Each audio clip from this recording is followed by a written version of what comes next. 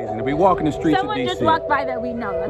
It's my incredible history-making, world-changing friend, Christina. Oh my God, yeah! And so you're running something called Pro-Black, Pro-Life. So tell me about that. So we aim to educate, inspire, and impact the Black community as we educate them on racial injustice from the womb to the tomb.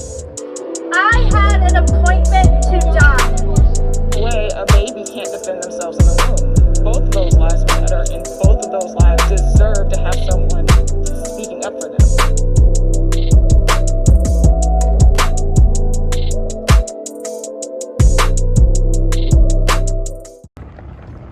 I'm outside the Supreme Court headed to the airport, but I'm thinking about the pro-life issue and the pro-life conversation, especially in the context of the racial justice movement.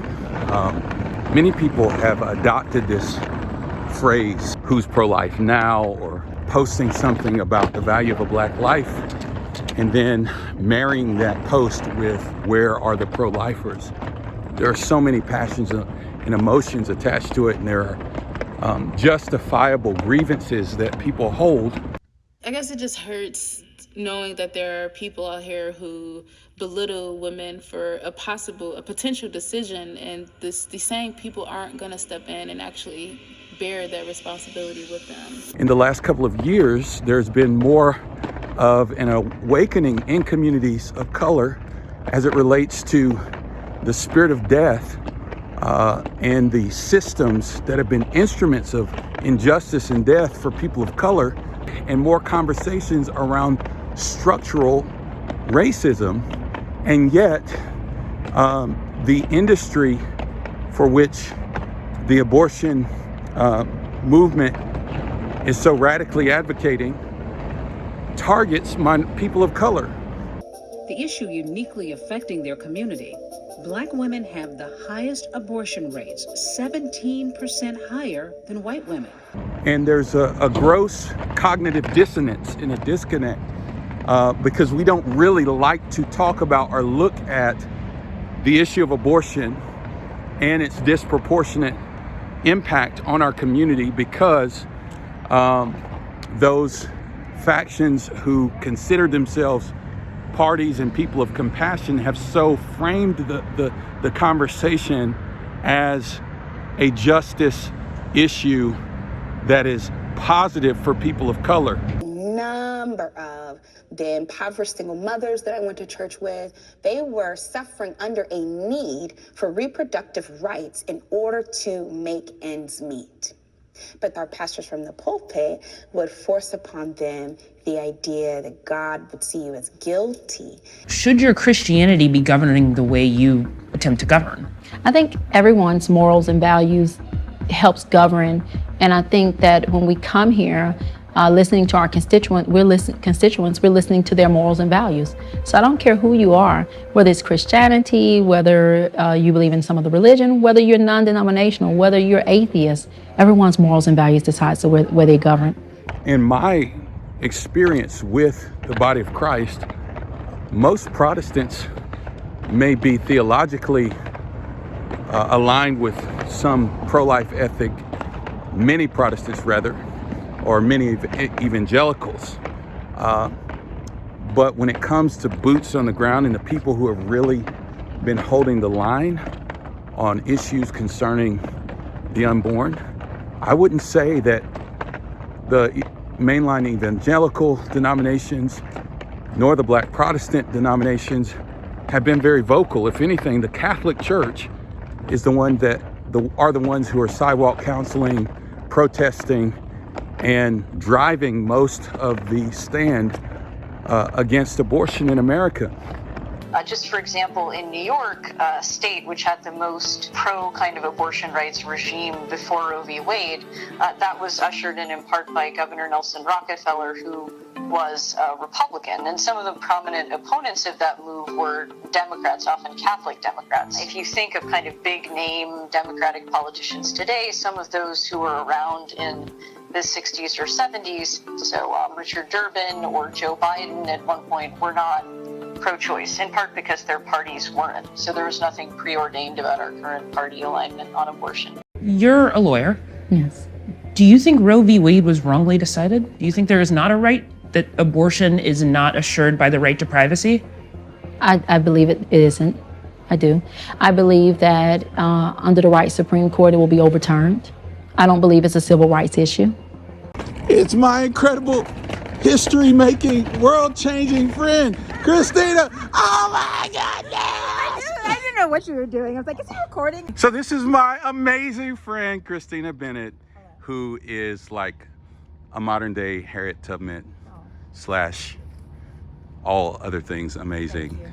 And then a new friend that I'm meeting now, Sherilyn. Holloway. And so you're running something called Pro-Black, Pro-Life. Yep. So tell me about that. So we aim to educate, inspire, and impact the Black community as we educate them on racial injustice from the womb to the tomb. So we educate them by training, we inspire them by giving them other people to look up to, and we impact by empowering them to mobilize into their own community. This is incredible. Tell them about the ABC News clip in case they'd like to go see it. She was just on ABC News. So you can see me on Hulu, Soul of a Nation, ABC episode 3. It's on faith. There's a part about abortion in the Black community, and my face is on it for approximately 3 minutes. At what point did you stake out a feeling about abortion and whether it's right or should be even allowed? After my second one. After your second one? After my second one. You did have a second I abortion? did. I sat on my floor and I wept. At that point is when the Lord started to really work on me, because I was tired of being a subpar Christian. I was tired of saying I was a Christian and not acting like one. Your argument is not just anti-abortion. I realized that I couldn't just be pro-life, that I also had to be pro-Black. And Could you just speak about a little bit of how you're approaching this conversation with the Black community, especially those who are really passionate about justice issues, but kind of feeling a disconnect between the pro-life movement and the justice issues of today? So we start with history. So we acknowledge that systemic racism exists, and it exists in every system. And around the time that those systems were being put in place, as when we're releasing slaves into freedom and trying to figure out what we're going to do with all of these Black people that eventually will outnumber us, there was a system put in place then too. So the elite were putting in banking systems, they were putting in health systems, they were putting in justice systems, but they were also putting in a system in place that had more to do with eugenics and how to keep the population lower in the Black community. And so all of those things were put in place at the exact same time. So we back it up. We acknowledge that what they're feeling and their fears and what they're experiencing is real, and that racism isn't just this made up thing that nobody wants to address. It's actually real, and we're there to help them figure out how to be a voice in the community for that. But we also want them to acknowledge that it begins in the womb. Like, the easiest place for racism to start is in the womb, and that you've been sold a lie that abortion is access when it's actually extermination. Ooh, that's good. Ooh, you thought it was access, but it's extermination. That's deep. You just heard that. So we'll talk more about this because we need to. But thank you so much for sharing what you're doing. How can we find out more about your organization? Instagram, Facebook, Pro-Black Pro-Life 1619, problackprolife.com. You can email me, Sherilyn, CHERILYN, @problackprolife.com. And you can also find my friend Christina. Go ahead. Whoa, it's so close. Black Pro-Life Woman on Instagram. I am on Twitter, but I'm really never on Twitter, but it's Black Pro-Life Who's Woman. on Twitter? Facebook, ChristinaBennett.com, ChristinaBennett.com. And tomorrow I'm speaking in front of the Supreme Court at a rally, Empowering Women, Empowering Life, that we are holding in front of the Supreme Court tomorrow. You said empowering women and empowering life. Yes. Can that coexist? It can. Yes, absolutely. Do you want to know how and why? Yeah. Well, it's a lie to believe that empowerment or liberation comes at the cost of sacrificing our health and sacrificing the lives of our children. Abortion not only steals the life of our children, our legacy, but also our emotional health, our physical health. There's so many women that I've met who've had botched abortions. In fact, one African-American girl just this summer that I connected with, who at 20-something years old had an abortion and ended up causing her to lose her fertility. So now, because of one abortion, a pill, RU486, she's never able to have children again. That is the opposite of empowerment. True empowerment is supporting women in their workplace, in their careers, and also in their ministries, and also in their families. So that's how you empower women. Isn't that her? That's her. Oh, she just did she not recognize us? I smiled at her. She's like, how are you? Thank you so much, Christina. This is amazing. To be walking the streets Someone of DC. just walked by that we know. That's why my eyes were looking over here, because we're waiting for someone. She just walked by. But she didn't recognize us. Amazing black women who are leading the charge. So I'm just so excited that on a random walk through DC, I run into my good friend, Christina, in these World Changers. So this is awesome.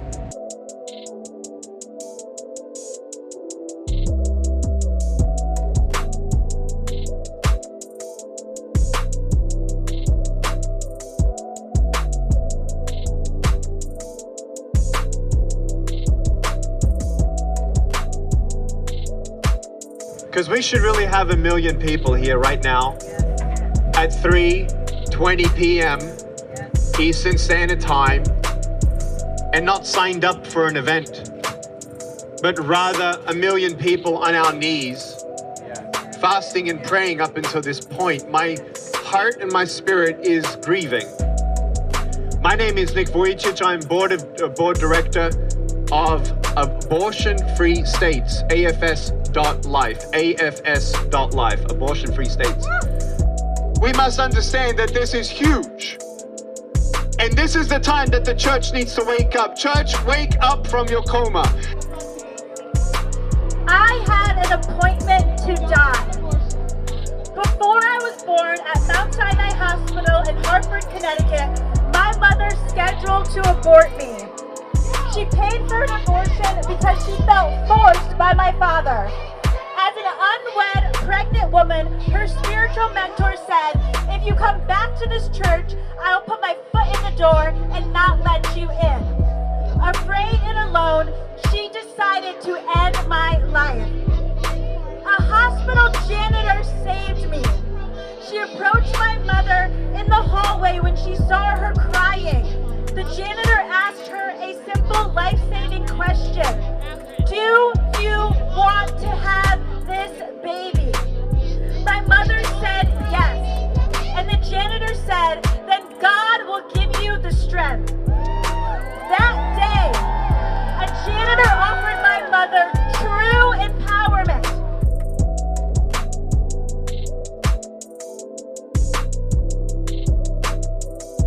In 1857, this court decided that people who look like me, African Americans or the descendants of the diaspora, were not human.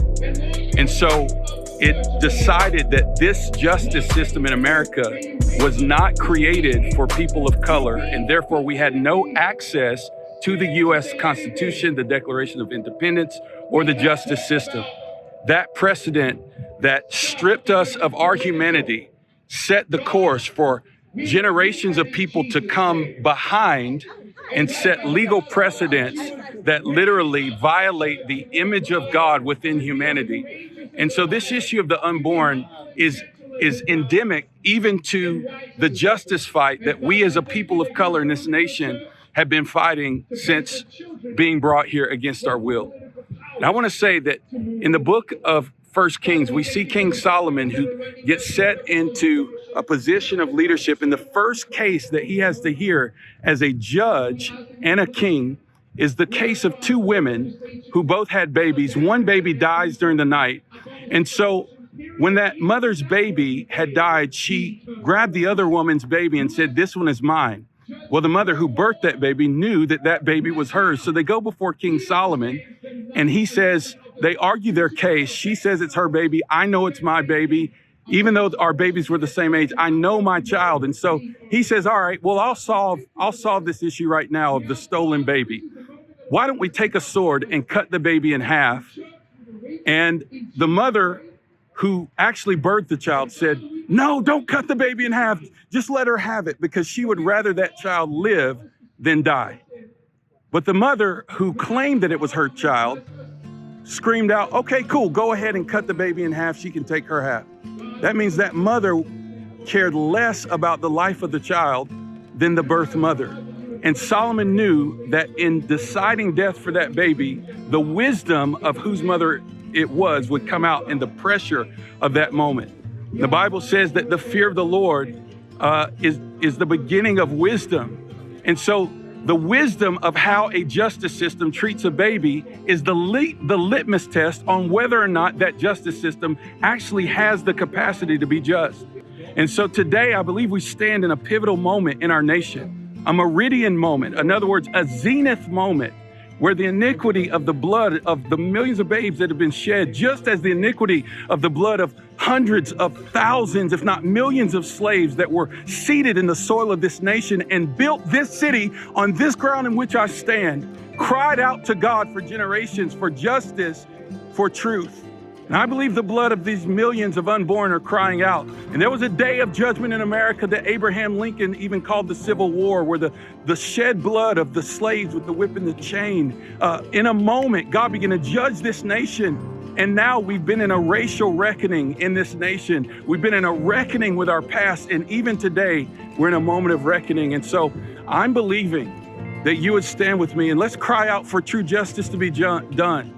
And we can't just stop there. Some people say that, well, the pro-life movement is all about the unborn, but not the born. I don't know that that's true, because I've seen more pro-life people adopt. I've seen more pro-life people adopt people who don't look like them, give millions of dollars to save black babies in communities where underserved communities. And we have to have a spirit of adoption. We do have to be willing to go in and change the foster care system and change the way orphans and widows are treated. We have to have better ways of treating mothers and providing resources and giving them access to be able to keep and raise their children. And so I just wanted to go on record here and say that, you know, this is a momentous moment. I want you to stand with us, and I want you to pray that the Son of Righteousness, justice for truth, would be established in the land, would rise, and that we would see a radical shift and a radical healing in our nation.